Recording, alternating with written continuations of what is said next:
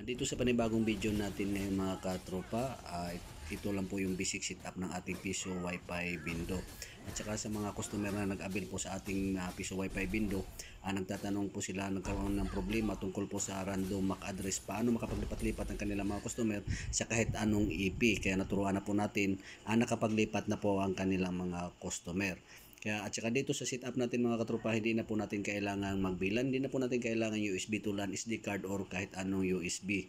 At saka sa mga nagtatanong naman po na kung paano po natin ginawang configuration ng ating Microtech, sundan lang po natin yung video, may basic setup or configuration po tayo.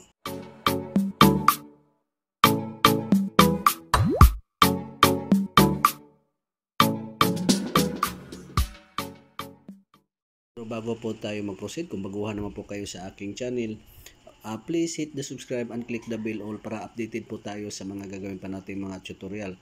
Kung nandito naman po kayo sa aking channel, pwede nyo po i-click itong video para makikita or mapanood nyo po lahat ng ating na-upload na mga tutorial. Kung mayroon po kayong gustong matutunan tungkol po sa mga Piso Wi-Fi hotspot voucher, business, tungkol din po sa mga Piso Wi-Fi Bindo, or tungkol din po paano mag-configure ng mga old router modem access point or kahit anong access point antenna outdoor na gamit lang po yung mobile phone kung wala po tayong laptop or desktop. At saka nandito rin po sa mga gustong mag P2P, mapanood din po dito mga katropa sa ating channel.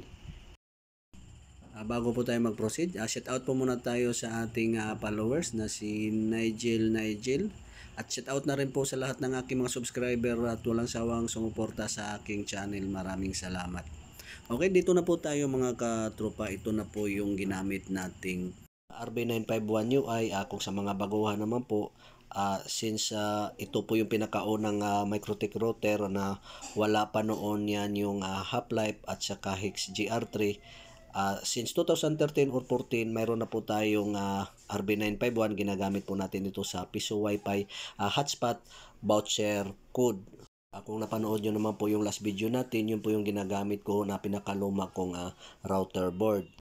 Ito po yung connection na yan mga katropa. Ito po yung D6 at saka D7. Yan po yung sa coins natin at saka sa seat pin. At kung dito naman sa ating coin slot, at saka yan, nakikita din po natin yung diagram. Libre po yan sa kay Sir Ivan Alaya na GitHub.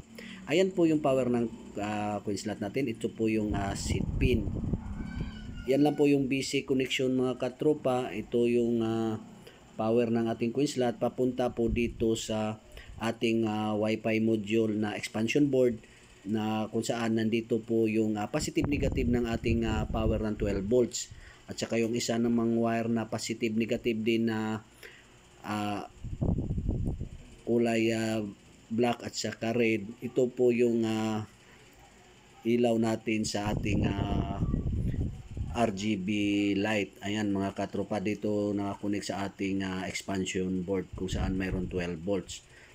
At saka ito ang gamit natin ngayon, itong EP outdoor antenna TP-Link EEP110. Ginamit natin dito ngayon ang PoE adapter kasi sa nakaraan nating video, ito naman yung TP-Link ang ginamit natin or nakadirect dati sa PoE output. Ayan po yung LAN port ng ating TP-Link papunta dito sa ating port number 2 kung saan po yan config po natin as hotspot. Ayan po mga katropa. Tapos ito naman yung port number 1 as config po natin as ISP kung saan po yung source natin ng internet kung naka-Globe Converge po tayo. At saka ito naman yung 3 hotspot at saka ito naman yung 4 LAN. At saka ito yung number 5 PoE out kasi ito mga katropa, kaya dito pwede nating i-direct ang isang access point outdoor antenna kagaya nitong compass, naka-direct, hindi na po tayo gagamit ng PoE adapter mismo ng antenna. Kung nasira na rin yung adapter ng ating antenna, direct na lang po natin dito sa isang port ng ating Microtech router board. Ayan, ito po yung PoE adapter ng ating compass. Hindi na po natin ginagamit mga katropa sa ganitong setup. Okay, dito sa Wi-Fi settings ng ating mobile phone mga katropa, connected na po tayo sa Gibbs Piso Bindo. Kung lilipat naman po tayo dito sa Gibbs Piso Wi-Fi, ito po yung SSID na ginawa natin dito sa TP-Link EEP110. Kasi kahit po saan maglipat-lipat ang ating mga customer, kahit saan ng EP, pwede po talaga makapaglipat-lipat sila mga katropa kahit naka-random MAC address ang mga customer. Ayan, automatic po nag-pop up ang ating pinaka-portal page mga katropa ng ating Piso Wi-Fi Bindo. Napakabilis po mga katropa ang performance or speed ng ating Wi-Fi system. Connected tayo sa Gibbs Piso Wi-Fi. Ito po yung sa TP-Link mga katropa. Kaya ayan po yung portal natin. Click po tayo ng insert coin. Magsubok po tayo. Actual mga katropa, magsubok po tayo ng 3 piso ang ihulog natin para mapabilis po tayo. Ayan, nag-credit na po tayo ng piso. Depende po yung setup ang Wi-Fi rates nito mga katropa sa gusto nyo kasi pwede po natin i-adjust anytime yung mga Wi-Fi rates natin sa ating Piso Bindo. Ayan, mayroon po tayong credit na pang 3 piso. Ayan mga katropa din. Huwag natin kalimutan pindutin itong done para magkaroon po tayo ng internet access ang ating mobile phone. Ayan, mayroon na po tayong time mga katropa or credit na lumabas na rin po yung oras natin. At saka nandito rin po sa bandang baba yung post time. Anytime magpo-post yung ating mga client or customer. Then, check po natin speed test. Mayroon po tayong last speed test mga katropa. Ito po yung ISP natin, almost 200 Mbps. Ito na po yung speed test ng ating Piso Wi-Fi Bindo setup. Ayan mga katropa, kung saan connected po tayo sa TP-Link EEP110. Nakalimit po tayo ng 5 Mbps download, 5 Mbps upload as per client request po ito. Ayan mga katropa, 482 at saka 479. Ganon po talaga marireceive natin.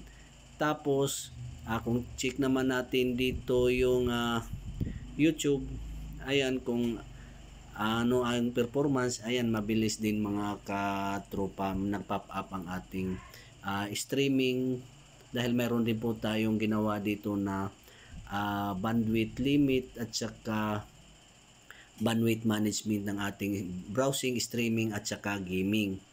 Ayan po mga katropa, connected tayo. Kung lilipat po tayo dito sa Compass, ayan, kung napansin niyo po mga katropa, connected na po tayo agad. Hindi na po nag-pop up mga katropa yung ating portal page or hindi na po nag-pop up yung insert coin. At saka yun nga sinasabi natin sa umpisa na sa mga naka-random MAC address na ating customer, pwede na po sila maglipat-lipat mga katropa. Ayan po yung ginawa nating speed test sa TP-Link. Ngayon, speed test po tayo dito sa Compass. Nakalipat na po tayo ng isang access point. Ayan mga katropa. Parehas lang din po yung nare-receive natin ng isang speed doon sa ating isang EP. Ganon din po nare-receive natin dito sa pangalawang access point na Compass. Wala pong pagkakaiba mga katropa. Check po natin kung saan tayo connected. Ayan, connected na po tayo sa Compass Piso Wi-Fi. Kahit hindi po magkaparehas yung is ID mga katropa, wala pong problema yan. Ngayon, lipat po tayo ng SSID ng ating Microtech, Gibbs Piso Bindo. Ayan po, pag-click po natin ng Gibbs Piso Bindo, automatic mga katropa, connected po talaga agad. Hindi na po tayo nag-pop up ng portal. Ngayon, kung balikan natin yung YouTube, hindi po tumigil yung YouTube natin mga katropa kasi ang bilis ng connection, ang bilis na nakapaglipat ang ating mobile phone doon sa access point na Microtech. Ayan, kung balikan po natin kung saan tayo connected, ayan, Gibbs Piso Bindo. Ayan mga katropa, napakabilis din po ang ating streaming. Kung mag-speed test naman po tayo, yan po yung last speed test ng ating Compass. Kung ano po yung nakukuha ng ating Microtech, ayan po mga katropa, parehas lang din po sa nauna nating speed test na dalawang outdoor access point antenna. 4.71 download, ganun din po yung ating upload 4.80. Okay, proceed po tayo sa configuration ng ating MikroTik. Share ko lang po sa inyo mga katropa. Basic setup lang po tayo. Marami naman po kayo mapanood dito sa YouTube. Gawa po ng ating mga masters po sa MikroTik. Okay, dito na po tayo sa dashboard ng ating MikroTik. Click lang po natin agad itong Etherpace para mapabilis po tayo. Dito po sa Ethernet 1, ang ginagawa po natin mga katropa dito, ito po yung ina-assign po natin as ISP. Depende na po sa inyo kung ano po yung i-allocate nyo sa bawat port. Ayan po, din apply okay. Din sa Ethernet 2, ang gagawin po natin dito, ito po yung hotspot. At saka din apply okay. Tapos ito naman yung Ethernet 3, ang gagawin din natin dito as hotspot, pero magdepende na rin po ito sa inyo. Then apply okay. Tapos itong Ethernet 4, gagawin natin dito as LAN dahil itong RB951, kung nampisan po natin yung video, yung port number 5 kasi PoE out siya, kaya hotspot po siya. Dito sa Ethernet 5, ang gagawin natin dito hotspot siya or EP. Then apply okay. Ayan, mayroon na po tayong Ethernet interface mga katropa. RB951 UI yung ginamit nating MikroTik. Tapos ito naman sa wireless, click po natin general. Pwede na po natin i-rename, pero sa tutorial natin hindi ko na to i-rename. Ang punta lang tayo sa wireless. Dito sa mode, gawin po natin AP bridge. Tapos sa band, gamitin po natin yung BG-in. Tapos yung frequency at saka 20 MHz. Tapos dito sa SSID, kayo na po bahala mga katropa kung mag-edit. Ang gagamitin po natin dito, Gibbs, Piso, Bindo. Depende na po sa ating setup. Tapos dito sa country, hanapin po natin yung Philippines. Ayan. Ayan na po yung ating built-in wireless mga katropa sa ating MikroTik. Din apply okay. Ayan, kung nakaganyan pa mga tropa, hindi pa yan naka-enable, balikan po natin, click po natin yung enable, din apply okay, din ayan. Dapat naka-lights na po siya mga katropa. Ayan, goods na po tayo dito sa ating interface at saka sa built-in Wi-Fi. Then, punta na po tayo sa bridge. Dito po sa bridge mga katropa, click po natin itong bridge, tapos yung plus sign, lagyan lang po natin ng pangalan. Ang ilalagay ko lang dito, yung bridge 1, hotspot. Tapos, wala na po tayong ibang gagalawin. Click lang po natin itong apply okay. Ayan, mayroon na po tayong bridge mga katropa. Then, proceed po tayo dito sa ports, plus sign. Dito sa interface, hanapin po natin ginawa nating hotspot. Ayan po yung Ethernet 2. Then, bridge hotspot, din apply okay. Ayan, din plus sign naman ulit tayo. Ang i-bridge naman natin yung Ethernet 3 as hotspot, din apply okay. Tapos ulit naman tayo. Ang i-bridge naman natin mga katropa, ito yung port number 5 as hotspot, din apply okay. Tapos ang last nating i-bridge mga katropa, yung WLAN natin or yung built-in Wi-Fi natin as hotspot. Ayan po mga katropa. Mayroon po tayong 4 na port na hotspot. Then goods na po tayo dito sa ating bridge mga katropa. Ang susunod natin gagawin, punta na po tayo dito sa IP address.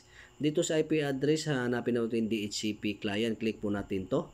Ayan, dito sa DHCP client mga katropa, click po natin yung plus sign. Ayan, din sa interface, hanapin po natin yung ISP. Ayan po, Ethernet 1, apply okay. Ayan, automatic po yan magbibigay ng IP address ang ating ISP mga katropa or your source ng ating internet connection. Then goods na po tayo dyan. Then punta naman tayo sa IP. Punta tayo sa firewall. Dito po sa firewall, click po natin yung NAT. Then plus sign. Click po natin yung plus sign. Tapos din sa general. Dito sa chain mga katropa, sa general, naka-source NAT. Tapos sa out interface, hanapin po natin tong ISP or Ethernet 1. Ayan. Click po natin yung ISP. Then action, hanapin po natin sa action yung masquerade. Tapos, wala na po tayong ibang gagalawin. Apply okay. Ayan, mayroon na po tayo sa firewall. Sa source NAT natin. Then, try po nating mag-ping mga katropa dito sa new terminal. Piping po natin yung google.com kung magra-running po yung ping natin. Ayan mga katropa, nagra-running na po yung ping natin. Tapos, goods na po tayo dyan. Punta na naman tayo mga katropa dito sa IP address. Click po natin itong addresses. Ayan, dito sa address list mga katropa, nakikita na po natin yung IP address ng ating ISP. Po natin itong plus sign. Ayan, dito tayo maglalagay ng IP address ng ating hotspot mga katropa. Ang gagawin po natin, 10.0.0.1/24. Depende na po kung ano po yung gagawin yung IP address. Then, yung network, ang enter po natin dito, 10.0.0.0. Then, yung interface, hanapin po natin mga katropa, yung ginawa nating bridge hotspot. Then, wala na po tayo ibang gagalawin. Click apply, then okay. Ayan, mayroon na po tayong addresses sa ating pang bridge hotspot. Tapos plus sign. Ang lalagay naman nating addresses mga katropa, IP address ng ating LAN connection. Ayan, 192.168. Ang lalagay ko dito, 20.1/24. Magdepende na po sa inyo kung ano po yung IP address ang gagawin nyo sa LAN connection mga katropa. Din network 192.168.20.0. Then yung interface, hanapin po natin yung ginawa natin sa internet LAN port. Ayan po mga katropa. Then apply okay. Ayan, meron na po tayong tatlong IP address dito sa address list. Yung hotspot, yung LAN at saka yung sa ISP. Okay na po tayo dyan. Balik po tayo sa IP. Hanapin po natin yung pool. Ayan, click po natin itong pool. Maglalagay po tayo ng IP pool. Click po natin itong plus sign. Dito sa name, i-rename po natin or lagyan lang po natin ito ng hotspot. Depende na po sa inyo mga katropa. Then, dito sa addresses, ilalagay po natin yung IP address ng ating hotspot. Kung anong IP address po tayo magsimula, ang gagawin po natin dito, 10.0.0.15. Tapos, dash 10.0.0.254. Yan po yung magsimula yung IP address ng ating hotspot or wifi mga katropa. Din wala na po tayong ibang gagalawin. Ayan na po yung IP address ng ating hotspot. Then, click lang po natin itong apply. Then, okay. Ayan, meron na po tayong IP full mga katropa. Then, click plus sign para naman po sa ating LAN. Ayan, i-rename lang po natin. Then, IP address natin ginawa natin sa LAN. Yan po yung 192.168.20.1. Ang gagawin po nating IP address dito, mag-start po tayo ng 20.5-192.168.20.10. Yan po yung IP address na i-allocate natin mga katropa sa LAN port connection natin para lang po sa mga computer or laptop. Kasi priority po natin dito yung piso hotspot window. Ayan, meron na po tayong dalawang IP pool. Balik po tayo dito sa IP. Dito na po tayo sa DHCP server. Click po natin yung plus sign. Dito sa DHCP server, name, edit ko lang. Ang ilalagay ko lang dito, DHCP. Lagyan ko lang ng is as server. Tapos dash hotspot. DHCP for ito mga katropa para sa ating hotspot. Ayan. Depende na po sa inyo. Tapos, sa interface, hanapin po natin yung bridge hotspot. Tapos yung address pool, yung ginawa nating pool hotspot, din apply okay. Ayan, mayroon na po tayo sa DHCP server ng ating hotspot. Balik po tayo, plus sign, gawa naman ulit tayo ng DHCP server para naman sa ating LAN connection. Ayan, tapos yung interface, hanapin po natin yung ginawa nating Ethernet port na LAN. Tapos yung address pool, yung pool natin na LAN. Ayan, mayroon na po tayo sa DHCP server mga katropa. Punta po tayo sa network, click po natin yung plus sign. Dito po sa network, enter po natin yung IP address ng ating hotspot 10.0.0/24, tapos yung gateway 10.0.0.1. Tapos yung netmask or subnet mask 24 mga katropa, din apply. Okay. Ayan, mayroon na po tayo sa DHCP server network, mayroon na po tayong hotspot address mga katropa.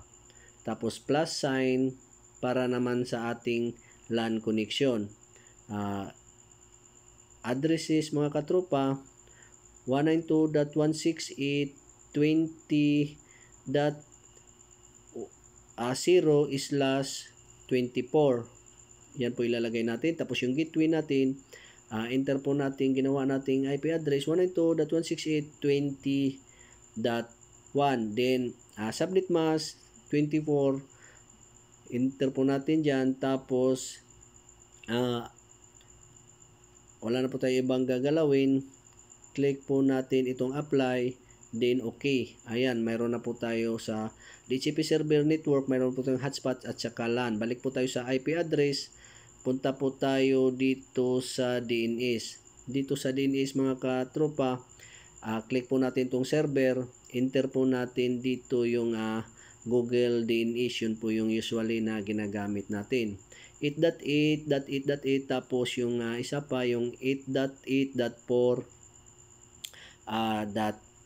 Yun lang po yung sa Google mga katropa. Then click po yung allow remote request, then click apply, okay. Ayan, tapos na po tayo sa DNS. Balik po tayo sa IP address, puntahan po natin yung hotspot, click po natin itong hotspot setup, then hanapin po natin yung bridge hotspot, then next lang po tayo mga katropa. Ayan, next lang po. Ayan, sa DNS hindi po tayo naglalagay mga katropa sa piso wifi window. Kung sa hotspot po, voucher po tayo, naglalagay po tayo ng DNS name. Then next lang po tayo. Ayan, mayroon na po tayong hotspot setup mga katropa. Click po natin hotspot setup. Dito po sa addresses ng Permac, dapat 1 lang po yan, apply, okay. Ayan. Ayan na po yung simple or basic configuration ng ating MikroTik para sa piso wifi window mga katropa. Kung napansin po natin dito, wala pang internet, kailangan po nating i-reboot ang ating MikroTik or system para gagana na po yung ginawa nating configuration. Click lang po natin dito sa system, tapos reboot, click lang po natin yes. Ayan, magre-reboot po ang ating MikroTik. Ayan, nakapag-reboot na po tayo. Check po natin dito sa baba kung mayroon na po tayong internet connection. Ayan po, mayroon na po tayong internet connection. Successful na po ginawa natin mga katropa.